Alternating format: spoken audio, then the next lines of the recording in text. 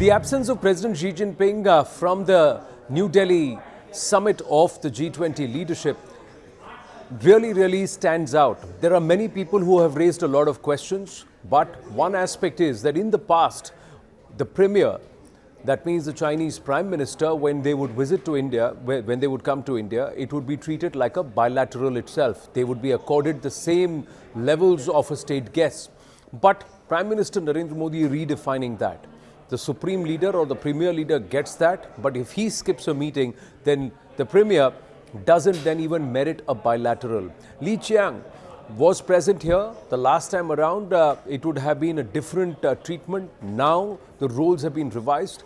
And of course, the treatment has also been revised. More importantly, at a multilateral fora where you have the West involved, China finds itself increasingly isolated.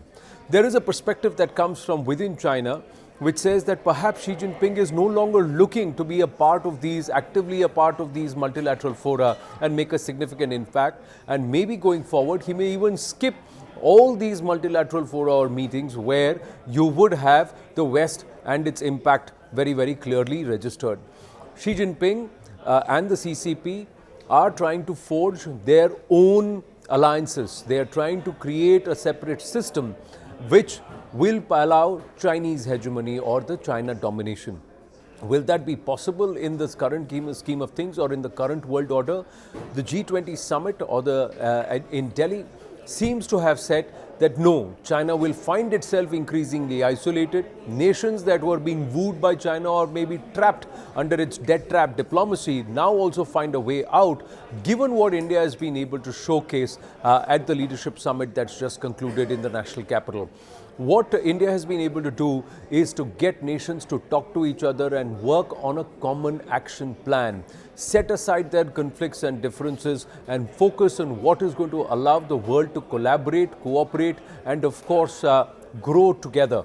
And that is something which is not going to go down well with the likes of China and some of its plans. But Xi Jinping would focus perhaps on strengthening BRICS, where India is again involved. He would continue to push for the Shanghai Cooperation Organization. Those are all bodies where the West is not involved or the direct influence of the West is not seen.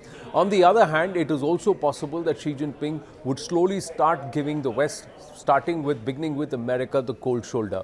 Will that work for China? Is China economically as strong as it was just about a decade ago? Does it have the kind of heft that it had in the early 2000s or say between 2000 to 2015? We'll have to wait and watch because China itself is undergoing a lot of strife. Experts believe that there is a massive churn that is brewing. There are senior leaders within the CCP who are upset with Xi Jinping himself and the way he is going about things. It could manifest in a conflict situation brewing either with India or in the South China Sea very soon because China will be forced to flex muscle.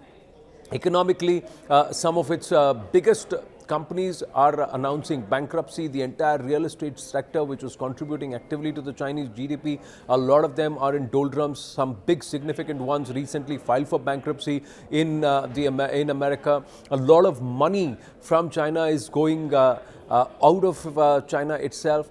All of these issues and multiple issues compounded are only going to increase the stress and strain. And it's not cheap for China to keep the LAC hot. They have had to incur huge expenses along the line of actual control on the Chinese occupied territory areas to try and build bases that could counter India's resistance or India's defensive offensive strategy.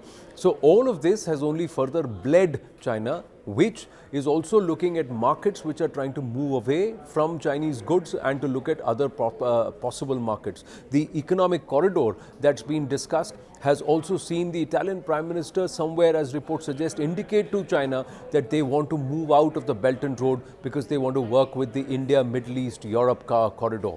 So these are all significant indications which show that he may have to choose another way or he may be desirous of carving another path, another way to try and break away from this world order and create a new world order.